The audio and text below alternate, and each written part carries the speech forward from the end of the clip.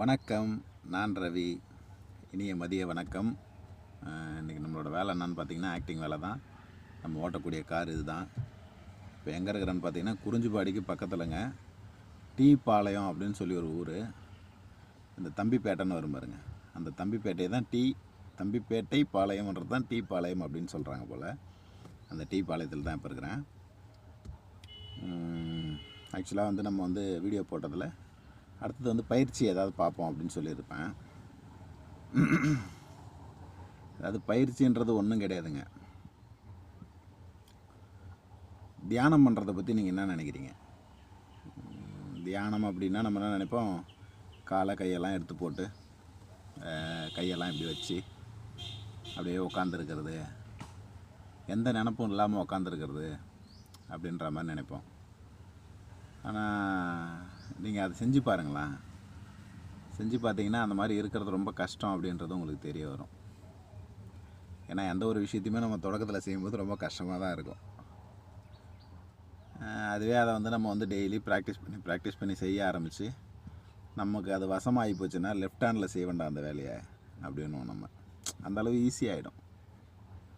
அப்படி தான் இப்படி உட்காந்து இப்படி பண்ணுறதுன்றது வந்து ரொம்ப சிரமமாக இருக்கும். ஆனால் என்னை பொறுத்தவரையும் நீங்கள் அந்த மாதிரி உக்காந்திங்கன்னா அப்படியே கொஞ்சம் கொஞ்சமாக போக நீங்கள் கடைசியாக என்ன கற்றுக்குவீங்கன்னா, தியானன்றதே வேறு, நம்ம நினச்சிருந்தது வேறு. இதுக்கு ஒரு கதை சொல்கிறேன் பாருங்களேன். நாங்கள் வந்து டிராட்ஸ்மேன் சிவில் மேட்டுப்பாளையத்தில் கவர்மெண்ட் ஐடியில் படிக்கும்போது அந்த சார் என்ன பண்ணாருன்னா, நீங்கள் படிக்க வந்திருக்கிறது என்னன்னு உங்களுக்கு தெரியுமா அப்படின்னு கேட்டார்.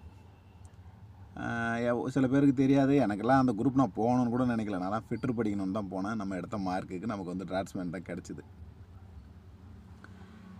ஆனால் எங்கள் அப்பாவோட லைனுன்றது மட்டும் எனக்கு தெரியும். ஏன்னா சொன்னாங்க அப்போ டிராட்ஸ்மேனுன்றது வந்து பில்டிங் சம்மந்தப்பட்டது அப்படின்னு. எங்கள் அப்பா மேஸ்திரின்றதுனால எனக்கு வந்து ரொம்ப விருப்பமாக நான் அதுக்கப்புறம் வந்து அதில் சரி சேர்ந்துக்கலாம் அப்படின்ற மாதிரி முடிவு பண்ணேன். அப்போ சார் என்ன பண்ணாருன்னா, உங்கள் வீடு எப்படி இருக்கும் அப்படின்றத நீங்கள் வந்து இப்போ வரைஞ்சி கொடுங்க அப்படின்னாரு. ஒன்று நம்மலாம் போட்டு படம்லாம் போட்டு ஓடுகிடலாம் வரைஞ்சி அதில் ஒரு மாதிரி மேலே ஒரு சூரியன் வரைஞ்சி அதில் வந்து காக்கா பறக்கிற மாதிரிலாம் போட்டு அதெல்லாம் பண்ணி கொடுத்தோம். அப்புறம் கடைசியாக எல்லாம் படித்து முடித்ததுக்கப்புறம் இப்போ உங்கள் வீட்டு டிராயிங்கை போடுங்க அப்படின்னாரு. அப்படி டோட்டலாக வேறு. நம்ம படம் போடுறதுக்கும் நாங்கள் போட்ட படத்துக்கும் டோட்டலாக வேறு. அப்படியே இப்போ நீங்கள் இந்த பில்டிங்லாம் போடுறதுக்கெலாம் டிராயிங் பார்த்தீங்கன்னா தெரியும் பாருங்கள், கோடு போட்டு ஜன்னல் போட்டு உள்ளே பெட்டெலாம் போட்டு அந்த மாதிரி வந்து எப்படி வந்து படம் வரையணுன்றதே வேறு ஒரு மெத்தடு போல். எங்களுக்கு அதுவே தெரியாது. நம்ம எப்பயும் போடுற மாதிரி குழந்தைங்களாம் வரைகிற மாதிரி கலர் அடித்து கொடுத்தோம். அந்த மாதிரி தான் அந்த தியானம் பண்ணுறதும் நீங்கள் நினைக்கிறது. நானும் அப்படி தான் நினச்சேன். தியானம் பண்ணுறதுனா இப்படி உட்காந்துருக்கிறது போல் அப்படின்ற மாதிரி தான் அது ரொம்ப கடுமையாக செய்யணும் போல் அப்படின்லாம் ரொம்ப நினச்சது உண்டு. ஆனால் அப்படி கிடையாதுங்க.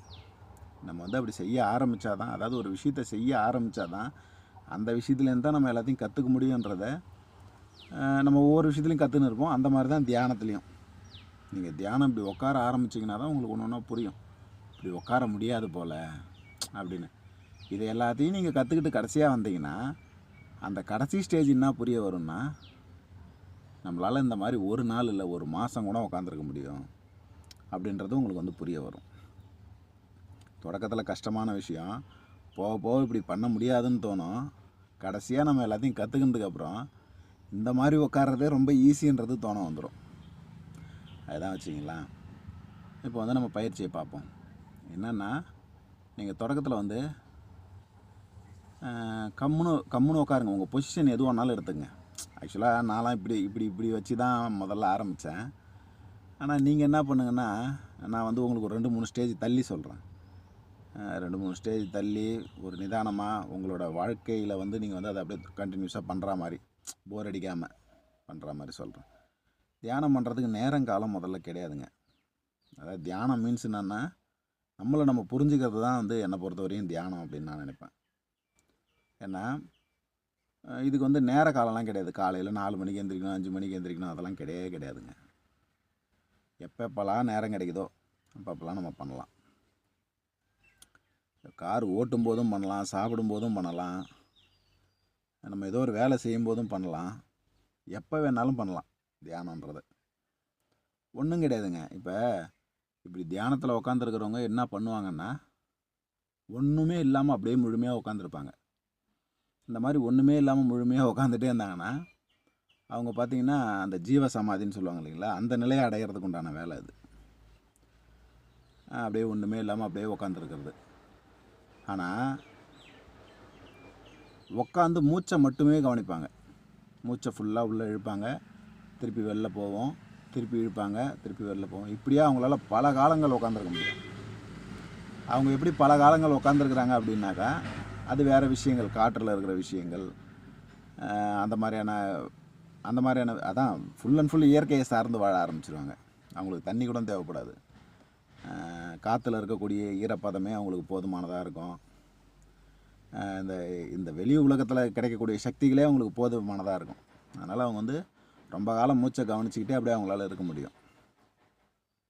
இப்போ நம்ம ஆரம்ப ஸ்டேஜில் இருக்கிறோம். நம்ம எப்படி பண்ணலாம் அப்படின்னாக்கா, உதாரணத்துக்கு பல் விளக்குறோன்னு வச்சுங்களேன். நம்ம பல் விளக்கும்போது நம்ம பல் விளக்குறதுல கவனம் செலுத்தணும்.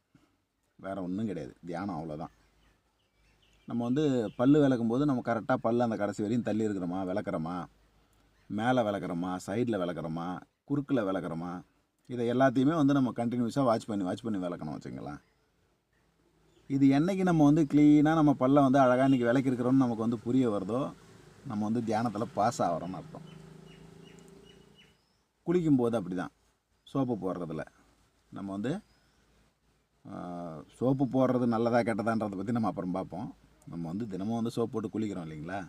அதனால் நம்ம சோப்பு போடும்போது எப்படி பார்க்கணுன்னா, டாப் டு பாட்டம் க்ளீனாக எல்லா இடத்துக்கும் சோப்பு போட்டிருக்கிறோமா, எல்லா இடத்தையும் தேய்ச்சி கழுவி இருக்கிறோமா, தண்ணி ஊற்றி குளித்ததுக்கப்புறம் அந்த சோப்புலாம் நம்ம உடம்பு விட்டு போயிருக்குதா அப்படின்றத மறுபடியும் தண்ணி ஊற்றி உடம்பெல்லாம் தேய்ச்சி விட்டு க்ளீனாக குளிச்சிருக்கிறோமா அப்படின்றத நம்ம கம்ப்ளீட்டாக வந்து கவனித்து குளித்து முடிச்சோன்னாக்கா அதுதாங்க தியானம்.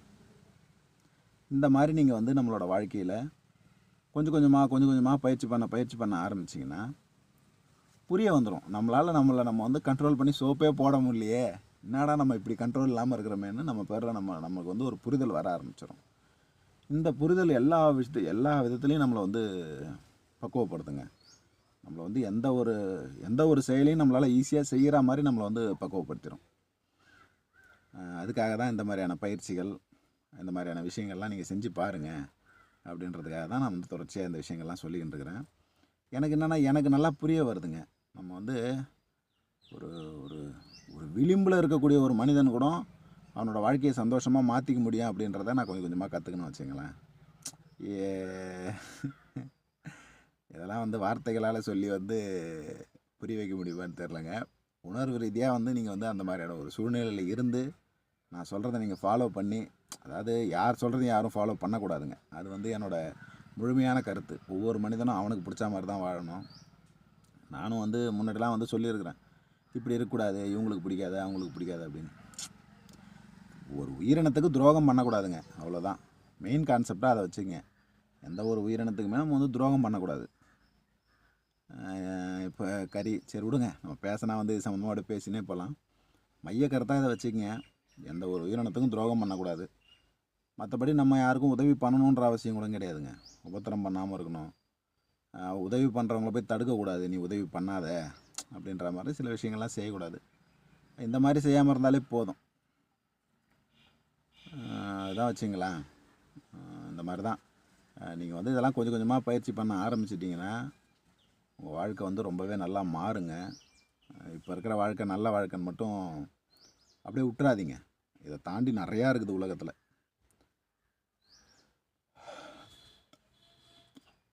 மோர் கொடுத்தாங்க, நல்லா குளிர்ச்சியாக இருந்ததுங்க. அதான் ஏப்பம் வருது, வேறு ஒன்றும் இல்லை. அதான் பாருங்கள், இந்த மாதிரி வந்து உங்களால் பயிற்சி பண்ண முடியுதான்னு பாருங்கள். பல் நம்மளால் வந்து கவனித்து விளக்க முடியுதா, கவனித்து உடம்புல சோப்பு போட்டு ஃபுல்லாக க்ளீனாக குளிக்க முடியுதா அப்படின்னு பாருங்கள். சப்போஸ் முடியலைன்னா கூட நீங்கள் வந்து கவலைப்படாதீங்க, கவலைப்படக்கூடாது. ஏன்னா நம்ம வந்து இப்போ வந்து முயற்சி தான் பண்ணுறோம்.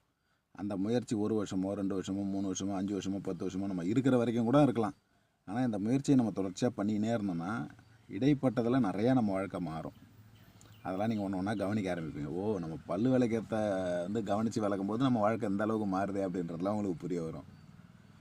அதுதான் வச்சுக்கலாம், வேறு ஒன்றும் கிடையாது.